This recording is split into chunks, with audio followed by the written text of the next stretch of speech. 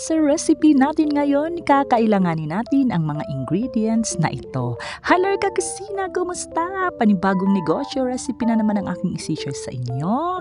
Napakadiling gawin, konti lang ang puhunan at napakasarap, promise. Napakasarap nito kakusina. So ayan, isang lata ng century tuna na kinuha ko ang sabaw. Pwede pang ilagay sa food ng dog ha. Walang tapon dito kakusina. Kumusta nako? Isang buwan akong hindi nakapag-upload, pasensya na, sobrang busy ko sa school. Ang dami kong ginagawa, lalo na't ngayon meron kaming bagong curriculum na dinedevelop or tinuturo. Ayan. So madaming kwento dyan kakusina, pero wag na tayong magkwentuhan dyan, ano? So ayan, itong isang lata ng century tuna, nilagyan ko ng puting sibuyas. Pwede rin ang pulang sibuyas. Ayan, i-mix lang natin at himayin natin yung mga natitira pang malalaking century tuna.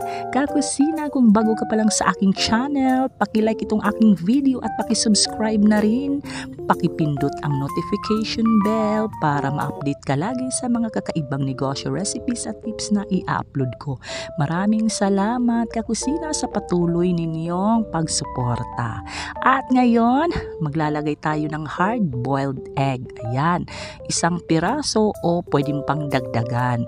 Bali, niluto ko ito ng 8 to 10 minutes talaga para sure na malutong-luto talaga, ano, para maging hard-boiled egg. Kasi pag less than 5 minutes na malasado lang yan.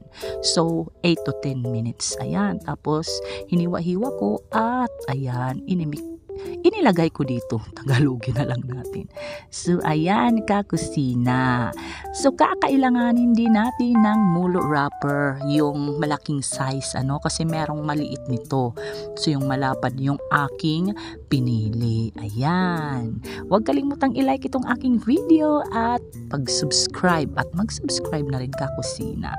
Ayan. So, bali, itong klase ng mulo wrapper, yung ano siya ha, yung manipis, yung madaling masira, yung madaling mapunit, ano, kasi mas gusto ko ito kapag napiprito. Crispy talaga siya kakusina, ano, hindi kagaya yung isa na pang siumay na matigas talaga siya.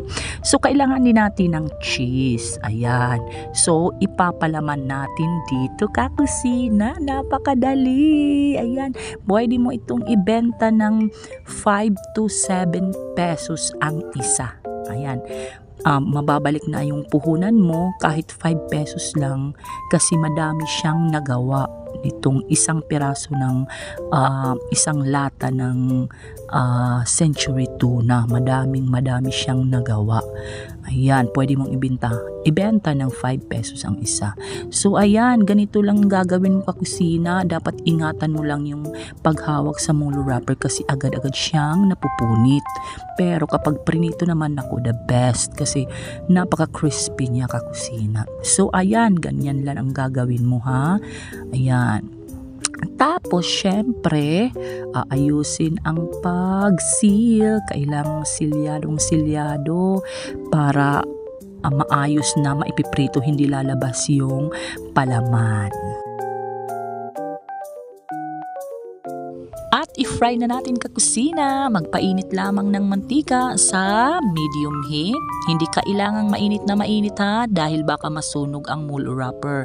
About 2 minutes lang, golden brown na siya. Hindi naman kailangang lutong-luto dahil yung nasa loob ay luto na siya. Kailangan lang maging brown yung ating mulo wrapper. Ganyan lang kadali kakusina. Tapos kapag naluto na, i-drain lang sa paper towel para makuha ang mga excess oil. Ito na kakusina ang ating crispy empanada na napakasarap. The best inegosyo na pwedeng ibenta ng 5 pesos ang isa. Kaya ano pang hinihintay mo kakusina? I-try mo na ito now na.